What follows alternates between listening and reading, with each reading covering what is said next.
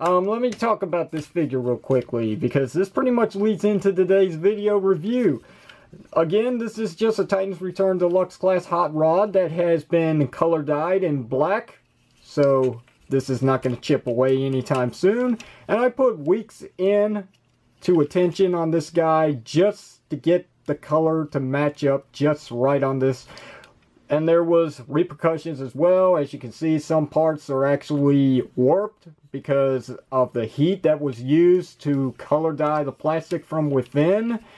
It didn't turn out too well. I went through 6 action figures of this one figure just to make it what it is right now. And this is as far as it gets, because wouldn't you know it, not too long after I got into work on this guy, Hasbro made the announcement of making a repaint of their own based off of the Leader Class Power of the Primes Hot Rod. And here is Transformers Power of the Primes Wave 2 Leader Class Rodimus Unicronus. Or, as everyone else likes to call him, Shattered Glass Rodimus. Right. Anyway, yeah, it's just a repaint of Rodimus Prime, done in black colors, with slapped on Decepticon stickers here and there, and a very nice Tempograph paint job here for the hood of the car. It looks really nice. Right, okay, let's put him aside for a moment, because this isn't where we start with the review. This is how we started off. Let's do this. As partake of every single video review on this channel, we go through the packaging. And believe it or not, I've been holding on to this for a very long time now. I'm ready to rip this sucker up so I can make some more room in here for other boxes. Right, so here's a nice artwork of Rodimus Unicronus wielding right there, not just his blaster, but also the Matrix of Chaos, if I'm not mistaken. Let me turn to the back real quickly and make sure of that. Matrix of Chaos. There you have that. Right. So, outside of that, basic description going on here. We got Power of the Primes, Leader Class, Decepticon logo right there, Evolution Series, Rodimus Unicronus, Aegis Alien Plus, Hasbro's logo right there, and only Hasbro, no Takara Tomy. Transformers logo leading up to the Misaligned Generations logo at the top right corner. On the side here, we got the authentic Transformer stamp, which, to remind you, if it doesn't say authentic, it's a knockoff. We also got the Prime Master logos here, which are very hard to see, and my camera does not want to focus in on these at all. You are not going to see this, so I give up. Onto this side here, we got a nice picture of Hot Rod done in black colors, looking very Shatterglass-like, right? Get it? Okay, so we got Generation stamp right there, Power of the Primes up here in big font. On to the back now, and here we got 28 steps of transformation from this whole Rodimus Prime gimmick here to, you know, everything that's going on here. It's basically 28 steps. 14 steps is, what are they talking about here? For what takes 14 steps at this area? Is it, I'm confused. So wait a minute, we got the vehicle here, we got the Space Winnebago. It takes 5 steps to turn it into just the normal sports car. What takes 14 steps? Get the f out of here. I'm lost already on this. Alright, so anyway, let's just take a look at some contents that this comes with. Okay, so we got the instructions. Yay, good. Nobody cares. Here's the trading card that comes with the figure. Rodimus Unicronus with that nice artwork again. And there's the Prime Master logo right there for Rodimus Alpha Trion. So it's Alpha Trion. Okay, so anyway, Rodimus Alpha Trion Unicronus corrupts the data banks of Cybertronian supercomputer Vector Sigma. There you have that. That's that. Let's bring back in the figure now. So here it is. All black. I mean, it looks like I dyed this all in black, in all honesty, because there's really not much of color going on here. I mean, you got some silver for the piping. You got a little bit of purple here for these vents on this side. And this side, you obviously have stickers here for more detail, I guess, but they do look okay. I mean, they could be better. As you can see, the Decepticon logo is not straight on this side, and on this side it's pretty much the same thing. So I guess this is meant to be like this in a way. I don't know why it's crooked, just because I guess he's supposed to be crooked, if you know what I mean. Okay, so we do have some red clear plastic here for his windshield, which makes him look evil, right? Okay, and that's basically it. There's not much else to really showcase here except for that nice Tempograph Decepticon symbol right there with this very nice design on the hood. Looks very good. Headlights are just silver paint, which, you know, I'm fine with that. And then, of course, he's got weapon storage here for his blasters, which are no different from the ones that come with the Rodimus Prime version. They are the exact same thing, the exact same color. If I show you real quickly on the Rodimus Prime version, they at least tried to match up. Even though they failed at it, they at least tried to put a little effort into matching up the plastics with the proper color. This is not the proper color. I really wish this was black and these areas would have been black too, but I guess it'd be too much black, so they have to break it up a little bit. Oh, there is actually some painted silver here for windows, I'm guessing. I'm not so sure. Right.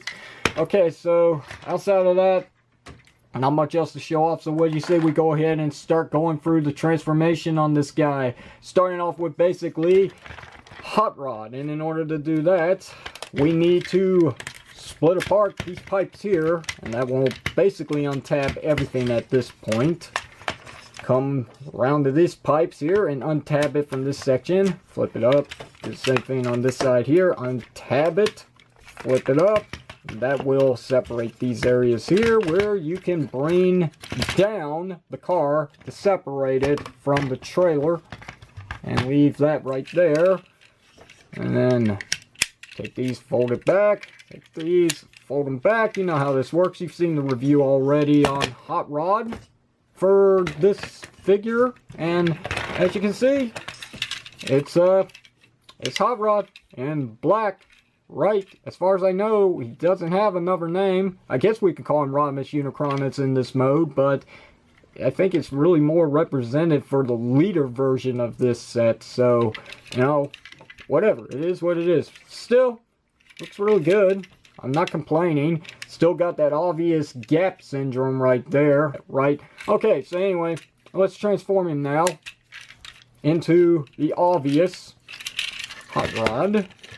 Come back here, pinch these down like that. That's how you free them up without breaking them. It takes a little forcing, but if you push down on them, you will free them up.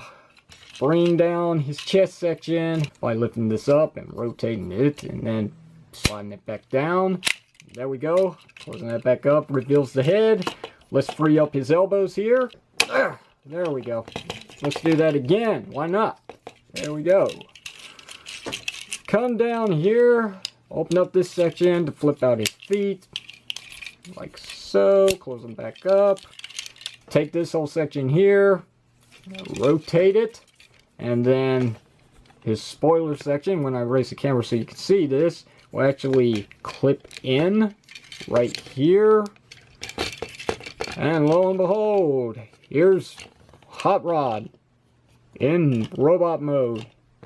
Hey, he's okay. What can I say? Again, it's copy and paste. You can take his weapons and you can put them in his tight hands, which I'm not going to do because it's going to take me a while to get these out anyway. But you can also, if you want to, you can separate them or you can combine them like so. There we go. Yay, we're having fun. So, what else can I really show off with this? Again, it's Hot Rod. What else can I say? I mean, there's really no change here minus the color scheme and this nice Tempograph design on his chest. I mean, you're getting the same figure, just, again, paint scheme is the only difference.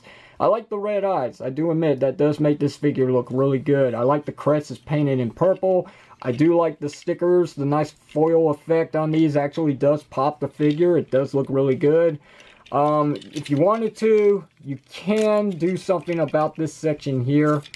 You can slide it out on a slider joint and fold this up like so if you want, just to create a better profile of the figure from the back to get it in the right place. And there we go. See, if you wanted to take care of that obvious kibble at the bottom, which it can be an eyesore to some people, there's your way of doing so. Do we need to go through the articulation? I guess we should. Let's do this. So he does have a swivel head. He's got ball jointed shoulders. He does have a hinge joint due to transformation for up and down movement.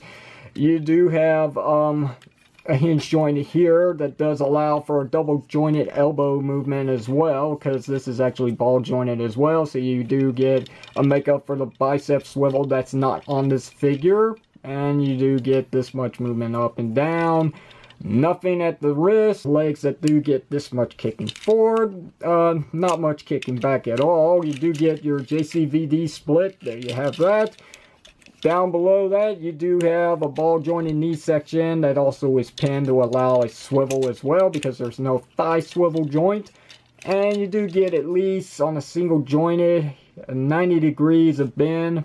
And the feet hinge up and down due to transformation. That's all you could really ask for. And he is pretty poseable. So, you know, regardless of whether or not this is just a bland repaint, I gotta say, it does justice where it needs to be, pretty much. It does look really good. And he does have quite the range of posability, which is all that can be offered. So, outside of that, I mean, there really isn't much else to say.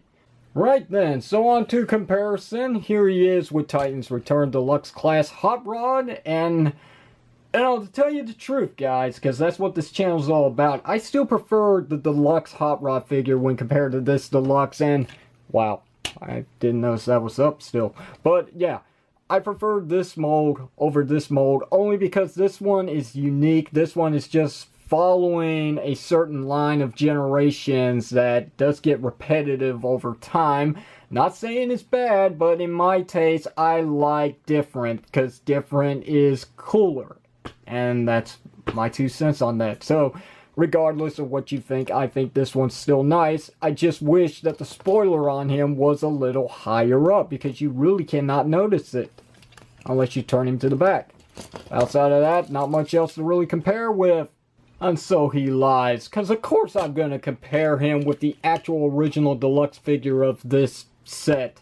Yeah, so here's Hot Rod compared to Dark Hot Rod, as we're going to call him. You know, like Link and Dark Link from Legend of Zelda. Why not? So, yeah, as you can see, there's quite the difference with the color scheme and nothing else. That does actually have different stickers. I did not mention that, did I? The stickers are actually different. Not exactly identical one bit, because as you can see, we got striping on this leg. The arrows are actually facing down on this one, and they're purple. This one, they're multicolored, and they're facing up. And then, of course, the obvious tempergraph on his chest is quite different. We got Autobot logo, Decepticon logo. We got flames. We got Blades of Murder Death, I guess. And then the paint job on the head is completely different. Except for the face. The face is painted the same color, but the eyes are red on the dark Hot Rod, and the light Hot Rod is blue. And then, of course, the crest on this one's painted purple. This one's not painted at all, except for that silver bit right there. And that's pretty much the differences, except for the shoulders. Shoulders, again, arrow facing down on the dark one, arrows facing up in multicolor on the light figure. Right. So, there's your side-by-side comparisons, and that was quite a bit to go through. Okay, so what do you say we move on to the next step in transformation with this guy, and that's getting him all set up for the main combination into Rodimus Unicronus. Let's do this. Fold up his arms, just like this. Bring down his chest section here, because we're going to take his head once again, pull up on the slider joint, and then we're going to rotate it around and put it right back as if we're going back into car mode, which we pretty much are. So, let's get this all tabbed in. Bring back up his shoulders and get those to tab in as well, just like this. Untab the spoiler section, is rotate it back around, and then fold it up like this. And this whole section here, once I move the crotch piece, will fold down. And there's the obvious head. Bring up his legs like this. Leave these thigh sections in position like so. Hold them down with your thumb, and then take your other hand here and rotate until you have this open gap section. fold it up like this and snap it right into place. Open up this panel, put the foot back in its original position. Repeat the same process on this side. Rotate, bring it up, snap into place, open up the panel, flip in his foot, close it back up, and once I get everything repositioned back, there we go. As you can see, here we have the starting point of Rodimus Unicronus. Now for the trailer, obviously. Okay, so what we're going to do here is we're going to detach, just like that. There we go, that's that. Take these panels, fold them back, like so. Make sure they tab in. Bring down his feet. Flip out the heel spurs, just like this. This whole section is going to untab now and come down. This section here is going to open up, and you flip it back like this. Raise the camera so you can see all this. And then what we're going to do is on this double hinge here, we're going to fold this all up like so. Tab it in. Take his legs, bring them down like that. Fold down the crotch piece. And there's the matrix of chaos, as you can see. It's pretty much just like Hot Rod's, only different in the color scheme. That's it. This spoiler section here, we're gonna rotate this down like so, and the last step here is basically just to bring back down this panel here, that obvious kibble that no one really likes, the backpack of this figure. Split the legs, and we're ready to go. So, now, what we need to do is we need to take these panels here and fold them back. That will reveal his hands. Rotate them to the right position. Do the same thing on this one here. Fold it back, tab it in, rotate the hand. And let's go ahead and pop these suckers in. You know how this works. These very tight clips that feel like you're forcing it too much. You might break the figure, but don't worry about it because it's quality of approval from Hasbro. Still can't figure out how a kid is supposed to attach these arms to this figure. It's very difficult. But now that we got that all taken care of, let's go ahead and assemble this figure. So what we're going to do is from this back section here, we're going to line it up. We're going to take it up here and try to line it up with this rail section here from the back, sliding all the way down. Once you hear a very nice click, you're good to go. Alright, so the only other thing to do now is to bring this whole section down, clip it into place, and back here these pipes for his arms for his single robot mode will actually slide into this back section here. There's actually a cavity for them. Slide it back. That's how you know it's all applied just right. And lo and behold, once I get him standing up just right, because he does have some weak hinges on the knees, here is Rodimus Unicronus in his robot mode, which will not fit on camera. Now for comparisons, let's do this. Here's Deluxe Hot Rod again from Titan's Return. Again, still my preferred taste in the Hot Rod. That's just my opinion. To see how big this figure actually got compared to its deluxe counterpart of the set, here is Hot Rod compared to Rodimus Unicronus. He's a big boy. And that's not all. Let me slide him over real quickly so I can get him all on frame. Here is Rodimus Prime, the original representation of this mold. And yep, you can see the only real difference again is the color scheme and pretty much the head sculpt. So let's get a good look at the head sculpts, not the chest, the head sculpt. Here they are. And again, one represents the light of good, the other represents the power of darkness, and pretty much has Unicron's face, minus the visor. Original prototypes of this figure, the images that you can look up on Google, would actually show that this was clear translucent plastic, so you could actually see his eyes underneath, but apparently they decided to go with the paint job. Beyond that, you're getting the same figure for the same exact asking price from two different waves, and there's not much else to really say about it. It is, again, just Hot Rod or Rodimus done up in a black color scheme. Let's go for the articulation real quickly on the guy. He's got a swivel head. He's got a hinge joint. Not a lot people actually like this joint here, but hey, if it gets the figure more posability, more power to him. He does have also a swivel joint here.